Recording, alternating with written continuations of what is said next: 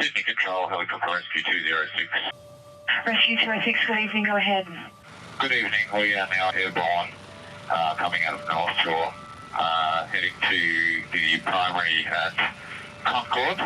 Could you confirm any updates that you have? Yeah, Rescue 206, copy that. At this stage, we have a patient who's in his early 30s with a laceration under his neck. Over here. Slash to the throat. No one's on scene yet. IC and 655 on the way from Concord. 206, copy. All right, so what are we doing? Male was slashed in the throat with knife. The offender is gone, location unknown, but they pulled out a knife at basketball game. Victim male, late 20s, early 30s. The wound is in a central location. Multiple cars on the way. Police are en route. They're right behind us. The police are? Oh, cool.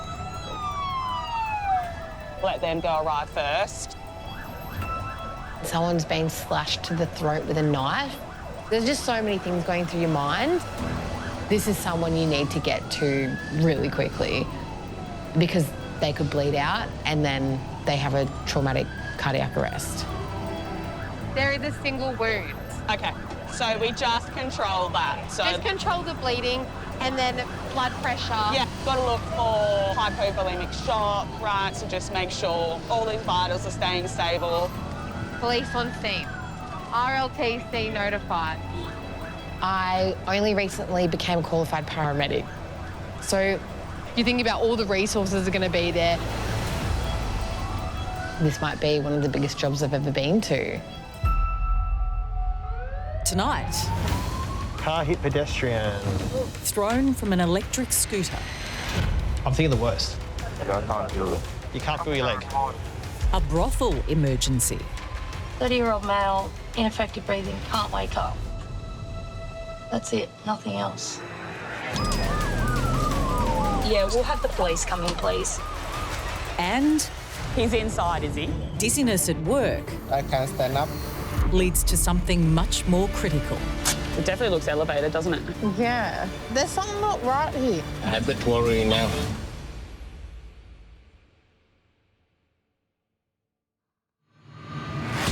Rescue 206, we're just overhead the area now. Rescue 206, copy that. We'll update from the crew at the moment. I believe Central Park is closer for access to this patient. If you prefer to land there, let me know. 206, copy. A direct call to Sydney's control centre has come in from New South Wales Police. They've received a report of a serious stabbing during a basketball game in Sydney's inner west. Imagine bringing a knife to a basketball game. Like, Yeah, look, it's not really my vibe, is it? Haverfield paramedics Ash and Keeley are dispatched to the scene in car 655. Based on the information provided to police by the caller, police, intensive care paramedics and a rescue helicopter are also en route to the patient. Police are going, helicopter's going. Everyone's going. right, reception is over here. They're all in there. You become very heightened because you're getting ready to walk into a massive job, especially if you're going to be first on scene. I'll get red kit and green kit. You get the rest. Yeah. You're thinking about what initially you're going to do to prepare for the worst possible outcome. Hi, mate. Do you know where we're going? Hey. Hello. Hi. My name's Keely. Oh. What happened, mate? Can I have a look? Oh. I was playing basketball and I just remind my teammate do Yeah. the defense property. Yeah? And he just told me, if you don't want to die, you just shut up. And I said, how could you let me die? Yeah. And then he just go back and take his knife Yeah. and cut my neck. There's always going to be jobs that you just don't know exactly what's going to happen. And then you get there and you're like, oh, it's not what I thought. I see, just erupt. Hello. How are you doing? He's just got a little, like, maybe 1 centimetre little black below his chin. Yep. This is my friend Howard. Hello, nice to meet you. I'm just going to put this on your finger. Are you happy to call off rescue? Yeah. Breathing. 6:55 for a report. 655, go ahead. The 33-year-old male. It's appeared to be scratched underneath his chin. Bleeding has self-resolved. He's lost a possible 1 ml of blood. At the moment, all pulses stable. Happy to call off rescue. Thanks very much. 655, copy that. A rescue 206, you're not required. You can stand down, thank you. Oh, dear. Because the patient's injuries are minor, the helicopter, which has landed, is no longer needed. Are you hurt anywhere else? No. No. Just a bit of a fright. Pain around here or anything? Pain around here? No? What did they say the nature of the incident was? No assault. They would No be assault. arguing it. And something sharp has... No, they don't even know if the sharp object was touched him. Oh, okay. It's a bit of a scary thing to happen, I know. So he has no pain, no dizziness, nothing. He feels fine. He feels normal, he said. No. Yeah. No. He didn't fall to the ground, hit his head or anything. Do you want to go into the ambulance and get checked over? Or do you feel okay? Oh, you need to go to the hospital. No, you don't need... I don't think so either.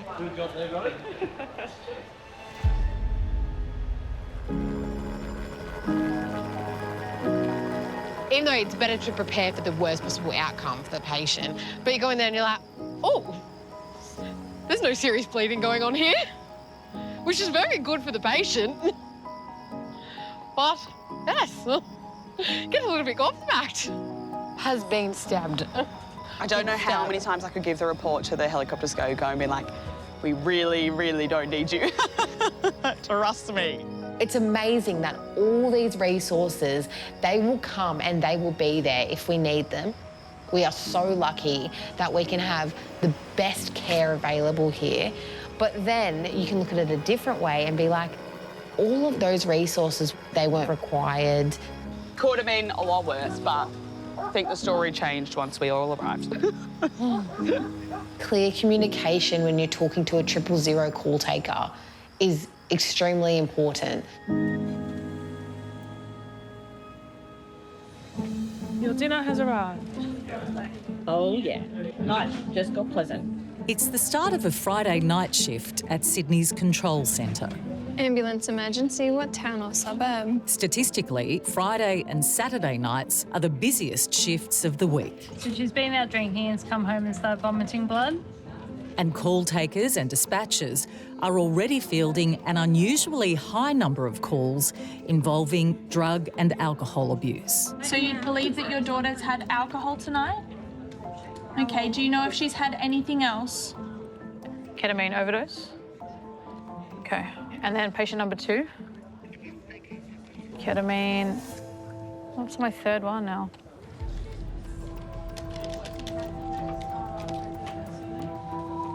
I had someone call before, and he was the drunk guy, and he told me everything, and then he goes, "You don't know where I live." I said, "Yes, I do." He goes, "How?" I said, "You told me."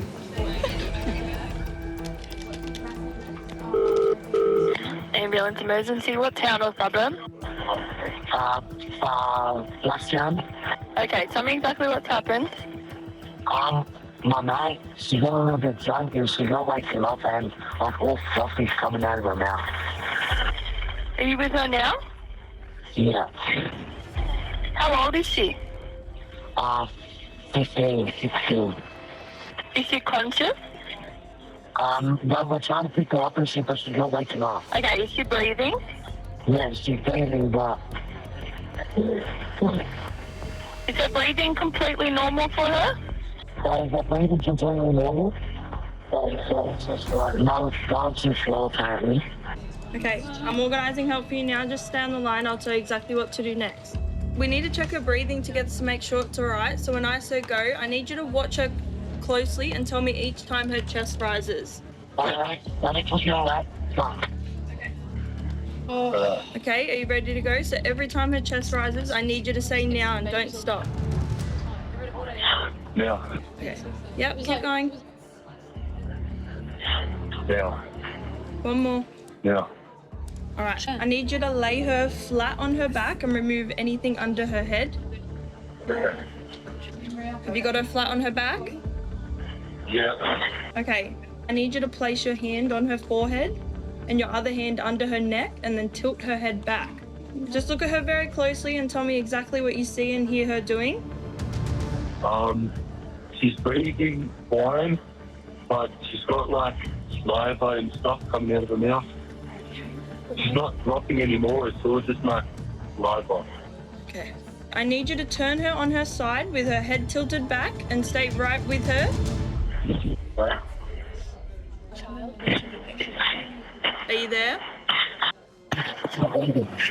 Is she breathing? No.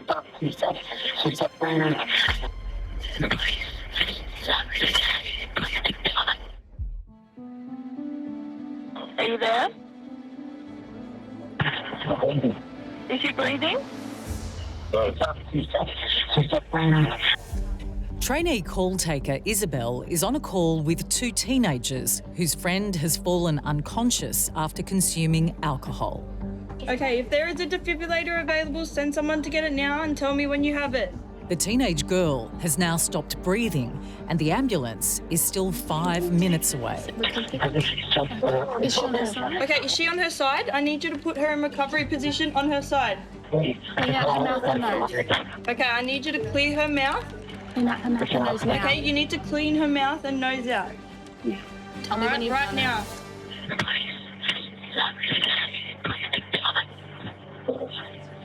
Clean out her mouth and nose now. Are you cleaning her mouth and nose out now? Okay, I need you to lay her back on the ground, flat on the back, okay? And remove anything under her head. Okay, good job. Okay, listen carefully. I'll tell you how to do resuscitation.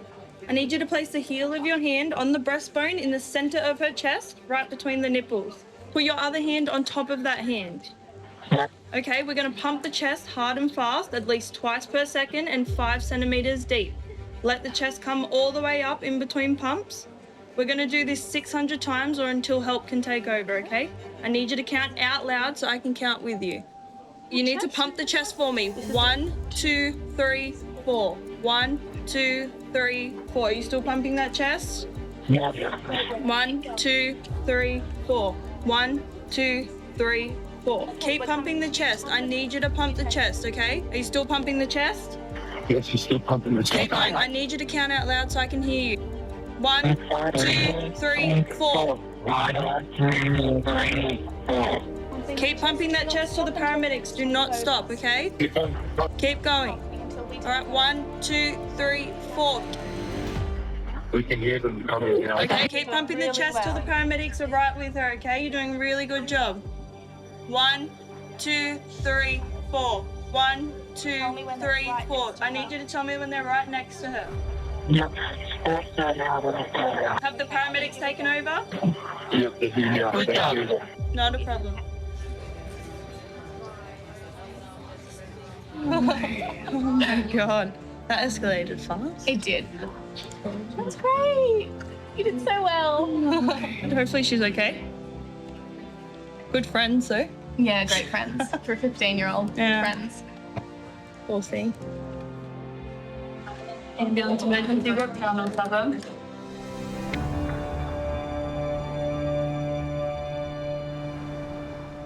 Okay, so, oh my god, this is my cousin's house. Bro, is there a house you don't know? I used to live here. What street is this?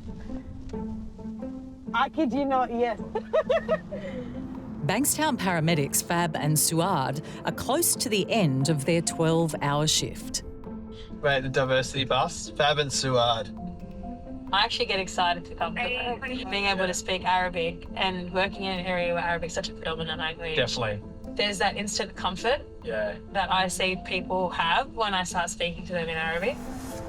Working in Bankstown is very rewarding as being a Muslim woman and of an Arab background. You normally don't see a scarfed woman doing a job. I think choosing to wear the hijab, being in a very public job, I've become a role model for a lot of younger females who see me doing this job and knowing that they have so many opportunities that can be afforded to them. Yeah, that's good. Love it. Yeah, I love it too. I love Bankstown. And I enjoy working with you. Oh, stop it. Stop it, you too.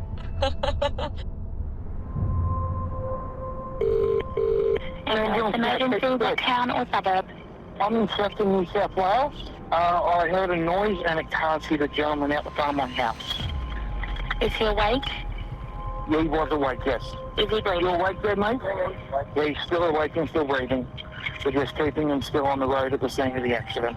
Are there any obvious injuries?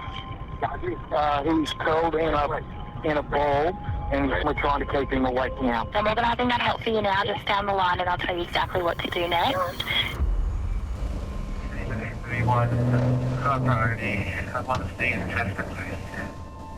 31, copy the reassignment, drop it down.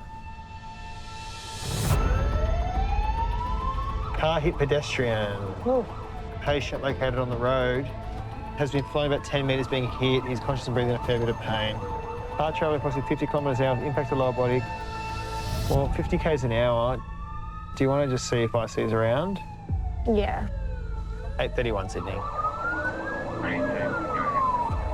8:31, mate. Just to make read these notes, given the mechanism and the speed, just want to see if there's any IC in the area, just in case we do need them. Thanks, mate. Fab and Suad are 5 kilometres from the scene. Intensive care team Ellie and Rachel have also been dispatched. They're 15 kilometres away. Where are we going? All right, let's have a look. Tell me where. So it's backing up a crew. 831, is that? Fab Street, Sefton. We'll get a baseline set of obs, yeah? Get some analgesia in, get an IV access. I'm going to be on a scooter. Okay, right. When we're going to a job where the mechanism's really high, like someone riding a motorised scooter, a car hits them, it's just one of those situations where you plan for the worst. Hey, mate. Hello. How you doing? Oh, good. Is patient on the other side? Yeah, he's just on the other side. I'll just drive around. Pretty much, he's hit the car with the scooter here, and he's gone up over the top, and he's ended up on the ground over there. Right. Okay. Yep. I don't know whether he's landed on his head, whether he's landed on his neck, but what's going on that I can't see. I'm thinking, oh my God, they've got a pelvic injury, they've got a head injury, you know, C-spine injury, like their neck's broken. I'm thinking the worst. Hey, mate. My name's Fab. My partner's Suad. What's happened? Leg. Your leg and your back. Did you hit your head? I don't know. How'd you land? I just slipped a few times, but that felt, it just happened so quick. Okay. Abdul, how fast were you going on the scooter, do you know? Oh, about 50 k's. About 50 k's. And how fast was the car going? Oh, just doing a U-turn. The car was doing a U-turn, was he? Yeah. Okay. Any pain in your neck? Gonna have on the road car. I can't do it. You can't feel that? You can't feel your leg? Paramedics Fab and Suad have been called to a patient who's been hit by a car while travelling at 50 kilometres per hour on an electric scooter. Any pain in your neck? Gonna have on the road car. I can't do it. You can't feel that? You can't feel your leg? You can't feel that? It's numb. After such a high velocity impact, the numbness in Abdul's leg could be due to a broken bone or something more serious, including spinal damage. Will be wearing a helmet? Oh, no. No. Okay. No helmet. Have you had any alcohol or drugs today? No. Oh. Can you see it? No, nothing sticking out, but there's definitely a laceration where you can see adipose tissue. All right. Adipose tissue is subcutaneous body fat. It's often visible when there's a particularly deep wound caused by trauma or a puncture. So, what we're going to do, mate, is I'm going to give you some pain relief. No. You don't want a needle? No. Why is that? Hate it. You hate needles? Right. So, what I can do is give you the green whistle, okay? That'll help with the pain, yeah? Suck on that, okay? Put that in your mouth, give it a nice deep breath. The green whistle contains methoxyflurane, an emergency analgesic, which should help relieve Abdul's pain.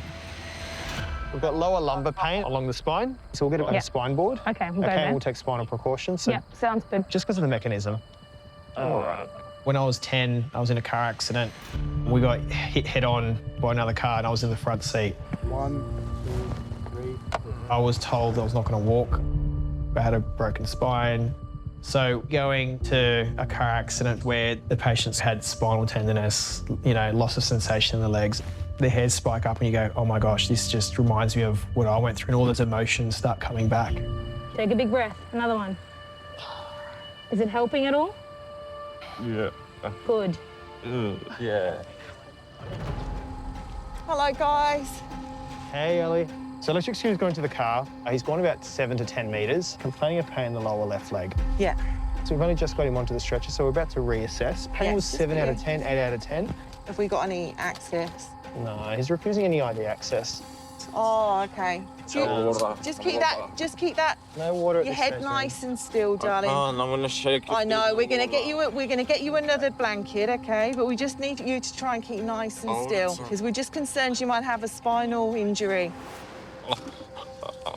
What is it? Your pain that's upsetting you now, darling? Yeah. Yeah. We can give you a little bit of fentanyl, and it just squirts at your nose. Would you like some of that? Yeah. So once I've got the fentanyl, I'm happy just to go off. Do you want to? Yeah, happy to. It's not the injury profile so much, it's the mechanism. Yeah. No, I agree. There's no obvious gross deformities of the lower limb. Yeah. But there's a lot of potential there. That's the issue. Yeah. And no helmet.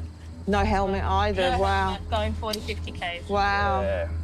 You got any numbness or tingling anywhere? He does. He's got reduced. You said you were numb when I was pressing your leg. Yeah. Can you feel that? So can you feel Fab touching your toes? Can you touch Please his don't touch it. Can you? Please. Is it too painful? No, I just don't like someone touching That's me. okay. That's all right. We won't do that then. Let us give you some pain release at your nose, and I think it'll make you feel a bit better, okay? You've had a big shock, and once the adrenaline wears off, you're going to start feeling pain, darling, okay?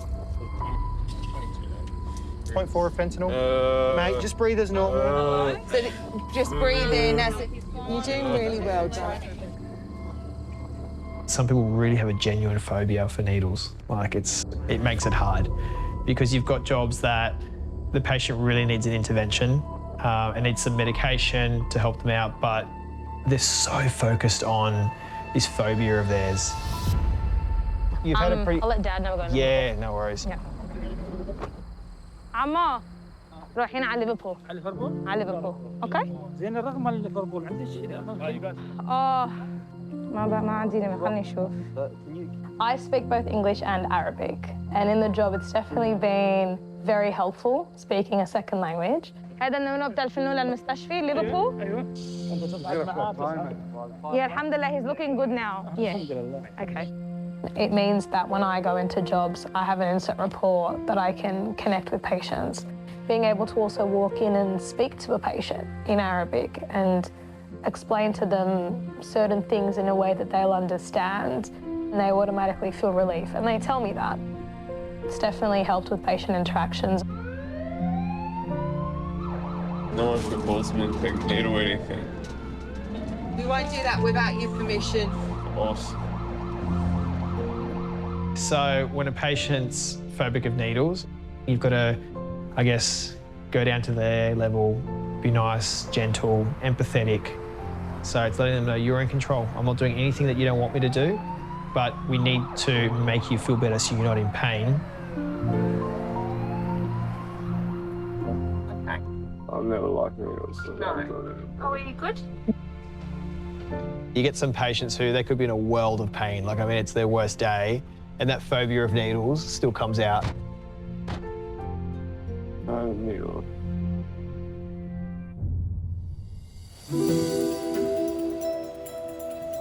Now I feel like a hot dog. No. In southwest Sydney, husband and wife duo Kane and Michaela have just clocked on for night shift. The kids are having hot dogs for dinner. Yes, I did not know. Have you said good night to them? Night, darling, I love you. Daddy's gonna say night. Good night.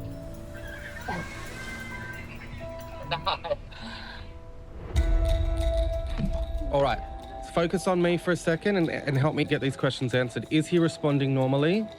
At Sydney's control centre, Was there any seizure activity, or he was just flailing about because of the intoxication levels? the calls for intoxicated patients continue to flood in. Confirm with me, is she choking? Okay, stay right with her and check her breathing often. If she vomits, clean out her mouth and nose. I understand that you've all had alcohol tonight and I completely understand that, but we just need to try and stay calm. Okay, tell me exactly what happened. Yeah. Here the customer sleeps on. We can't wake up. So a customer won't wake up? Yes, can't wake up. Need help. Okay, are you with them now? Yeah. How old are they? I can't know. Maybe 30, more than 30. 30s? Is the patient male or female? Male. Okay. Is he breathing? A little bit. A little bit.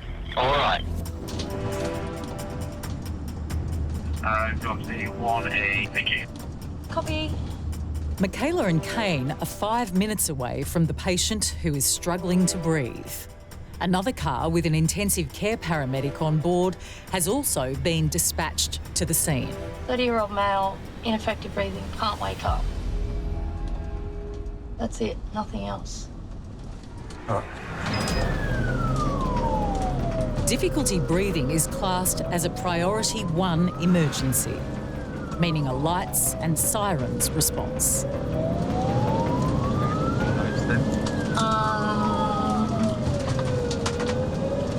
It just says cardiac arrest was not witnessed, time unknown. When we get a job that has limited information, I always like to proceed with caution. Address is a brothel.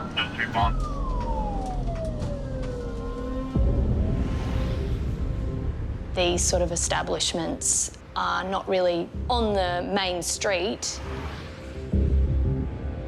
You need to take into consideration who's there. Just reading that last note. Would you like the police out? Yeah, we'll have the police come in, please. No problem, will do.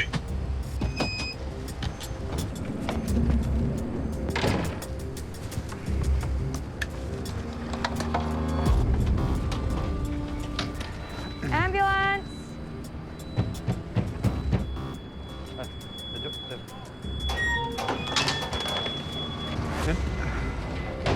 Hello, where are we going? Upstairs? Where are we? In here? Okay.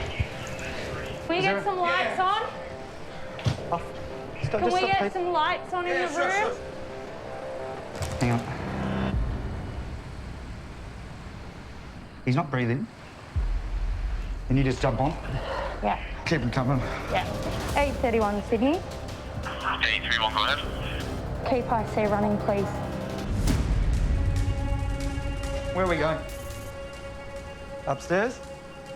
Can we get some lights on? Paramedic husband and wife team Kane and Michaela have been called to a brothel where a patient is unconscious and not breathing. Hang on. He's not breathing, but he's got a strong pulse. Can you just jump on? Yeah. Keep him coming. Yeah. 831 Sydney. 831, go ahead. Keep IC running, please. I'll get him that way. Yeah. When you're not breathing effectively, you've got no oxygen to the brain, which would lead to brain injury, hypoxia. And then eventually, once you stop breathing, then the heart will stop. So just basically we'll manage his airway and then I'll get a line. Yeah. Yeah. He's breathing up again. The patient is given oxygen but remains unconscious, so the paramedics conduct further tests. Stats are coming up now. 98. Good. I'm going to get this on, get a blood pressure. He's biting down a bit. Yeah? Yeah. Maybe he's had G. Yeah. G, or GHB, is an illicit recreational drug that can create a sense of euphoria, but it also has the potential to cause a loss of consciousness and respiratory collapse. You are looking around the room for clues, trying to piece together what we're actually dealing with. I've just noticed that there's a satty bag in the toilet. like a little satchel bag that people keep their drugs in. You're looking to the patient for signs and symptoms that they may be displaying. Probably got a rest rate of what? 4 to 6? Yeah, he's got a good, strong radial. That comes with experience in the job. Do we have a story? Were you in here with this man? Okay, so what happened? Yeah, so basically, you were here on the bed, you pulled him off the bed. Was he talking to you at any point? No. And you don't know he didn't take any drugs? Okay. Everything's okay. You did everything right. The intensive care paramedics arrive at the scene and the decision is made to transport the patient to hospital. We'll definitely keep the oxygen going, but I'm happy with how it's pumping. We're getting 100% through the mask when he is taking his breath. Yeah. We'll just have to do some catch up when we get down there. Yeah.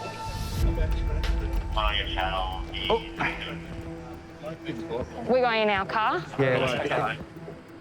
I'm still thinking it's going to be a polypharm overdose of some description. Look, I think it's most likely it's a G, but probably some sort of potentially heroin. Oh, hey, mate. Hey, mate, just relax. Hi. Just relax. You're in an ambulance. Just relax for me. Spit that out. You're okay. You're in an ambulance. You're okay. You're okay. Just take a few deep breaths. Every GHB overdose I've had, they've ended up waking up whilst we've been with them and have absolutely no idea where they are or what's going on. You're okay. Relax your hand. You are? You're in an ambulance. You're okay. You're okay. Relax your arm. Just take some deep breaths. Can you remember what happened? No. No? Yeah, shut the door and we'll get going. Intensive care paramedic Crystal and partner Matt take over the care of the now conscious patient. While Kane transports them to Westmead Hospital, Michaela follows in the second car. Do you remember taking anything tonight? Did you take any G or heroin, anything like that? No, really, no. No? Overdoses on many drugs can often be fatal, so it's important to know what you're taking and how much you're taking. We'll just cover you up because you've got no underwear or clothes on. The patient will be assessed at Westmead Hospital and remain under observation.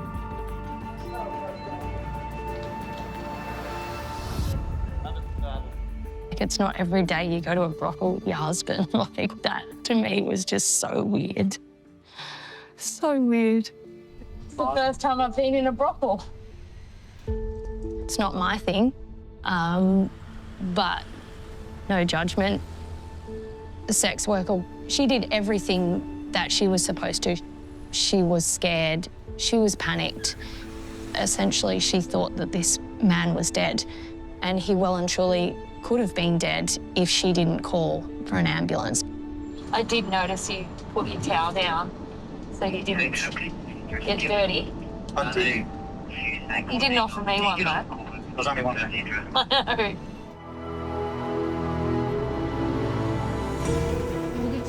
Catch you. See you later. It's 7 a.m, the end of the night shift, and time for the day shift to begin at Sydney's control centre. Ambulance emergency, what town or suburb? I just like this time of day because the fresh energy comes in. Do you feel the buzz in the room? Change it.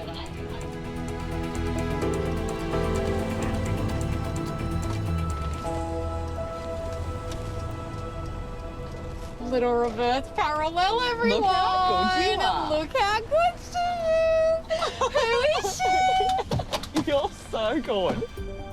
The relationship with your crewmate is everything. You end up becoming normally really, really close. I can't believe you just didn't hit the gutter. You're literally like 5 centimetres away from the gutter. You've done so well. I'm so proud of you. So having a crewmate that you can get along with really well, you have a really good professional relationship with, is everything. Ambulance emergency. What town or suburb? Narrated, please. Thank you. Tell me exactly what happened. And my Tyler rang me up saying, I can't see, I feel dizzy. All right, so I'm organising help for you now. Stay on the line for exactly what to do next. 655. Copy.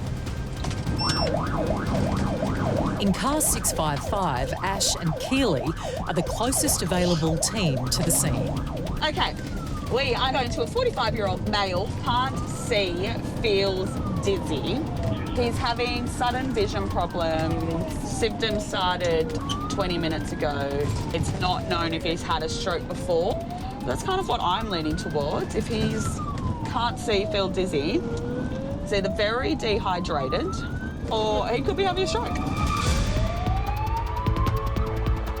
The most important thing with a stroke is like fast action, like identifying the stroke and then transporting to hospital.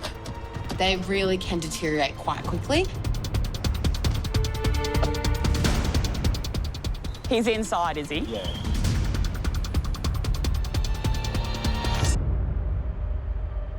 Okay, what's your name? John. John. Yeah. What's going on today? I don't know, I can see properly, but I can't stand up. Can't stand up?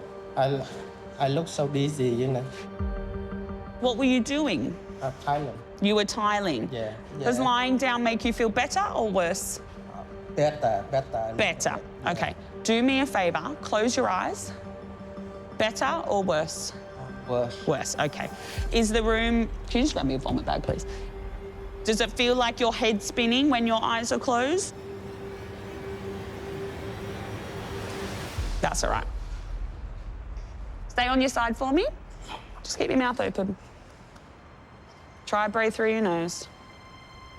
Vomiting is a sign of stroke, especially being really nauseous like that. And I'm going to give you a medication that stops you from vomiting, okay? Did you have much water?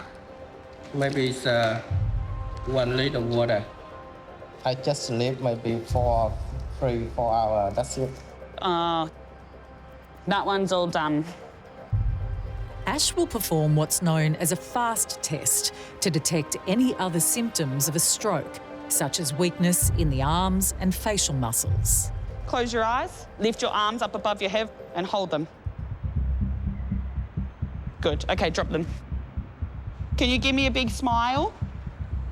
Show me your teeth, that's it, good. As paramedics, we have a method and we follow it. Lives are saved because we follow this method. Let's just grab a blood pressure and see if we can stand up, hey? Tight squeeze on your arm for a little second, okay? I'm still all right. Hang on 1 second. You have high blood pressure. Do you know you have high blood pressure? No, I don't. No? All right. Do you have any pain here? Doesn't feel like it's heavy on your chest? No, nothing. Nothing. Okay. I'm going to have a look at your heart in the ambulance and make sure it's not your heart, okay? Combined with his vomiting, Huang's elevated blood pressure could indicate there's something wrong with his heart. 1, 2, 3. Just stand there for a sec. Get your balance. Oh, you're very dizzy, aren't you? Yeah, I can see. Swaying.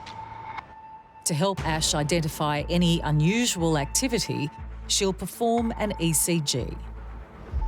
I'll help guide you with this one. Yeah.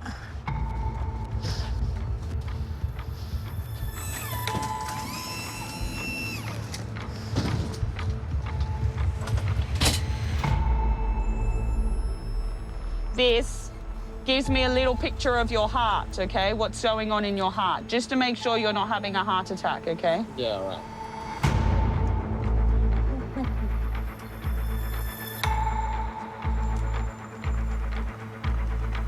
And we just stay nice and still, no talking.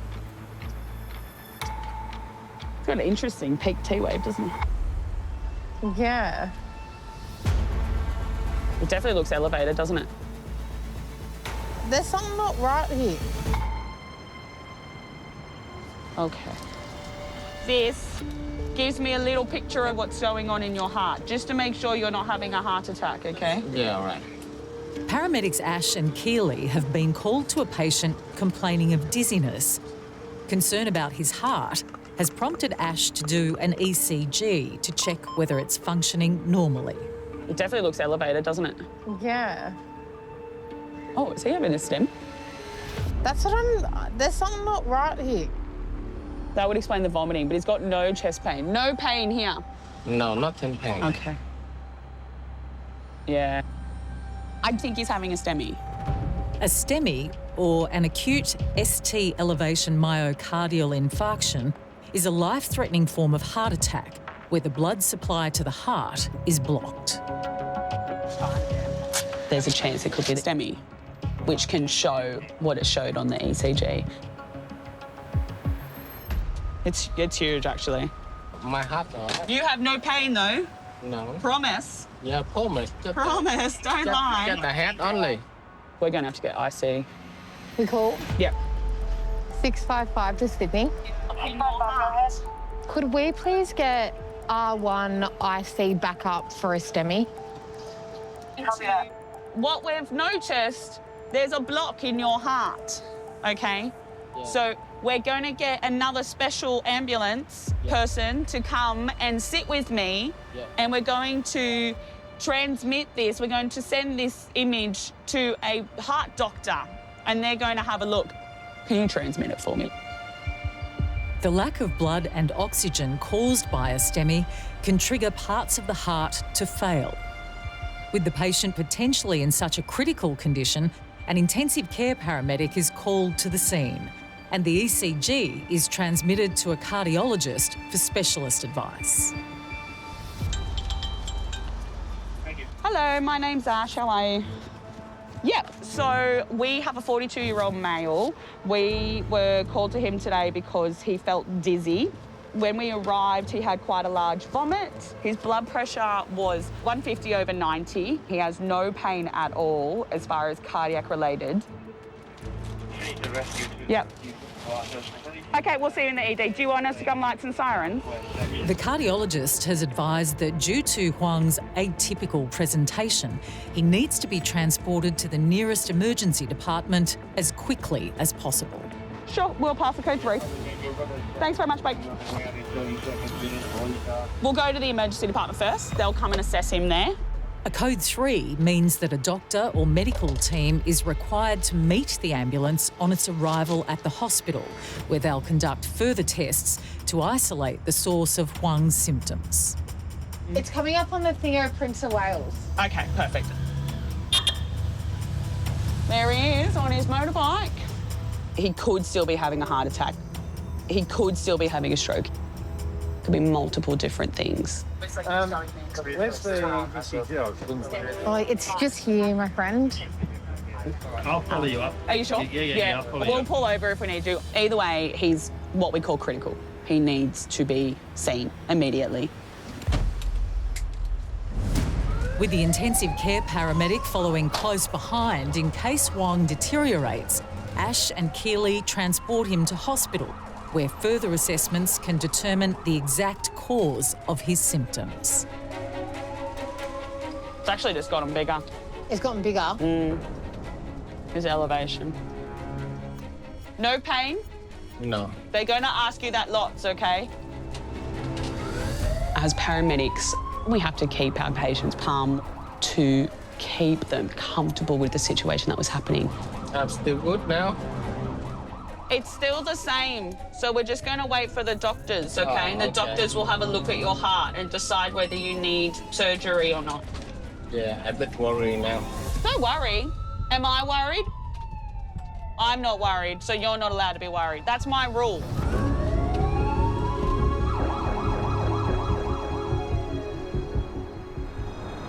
How's he going? It did elevate more, but otherwise he still has no pain. We don't know it's a heart attack or if he was having a stroke until he gets those bloods down or until he gets a scan of his heart. That was unexpected. That was the first patient I've ever seen come up with STEMI, which is dizziness. Yeah. I don't think he's having a STEMI. I don't think it's a heart attack related STEMI. Oh, well, he's definitely got something that's making him vomit. Yeah. I cannot do vomit at the moment. Yeah. I'm pregnant. You are? Yeah. I was going to vomit in there so bad. I was like, I can't. Congratulations. Congratulations. Oh, I was like, I have to tell her now. I can't keep hiding this. I was like, when he vomited, I was like, don't vomit, don't vomit, don't vomit, don't vomit. I can't do it. Normally I'm okay, but I was like, oh my God, I'm going to be so sick. I can't. Oh, I'm so happy for you. Thanks, mate. Oh my goodness.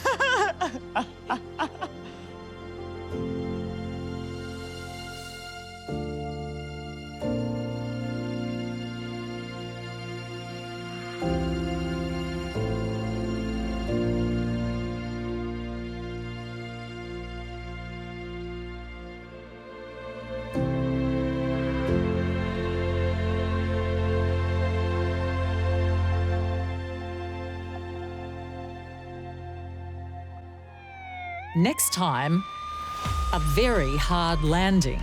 He's laying in the middle of the road. Take a big deep breath in. A 4-year-old's heart emergency. Are we getting a reading on Sam? No, it's too fast. We're coming to you with a 4-year-old male from home, heart rate of 210. And Second confirmed code 2. a graveyard mystery. I don't know what's going on. Oh, wow. That's crazy.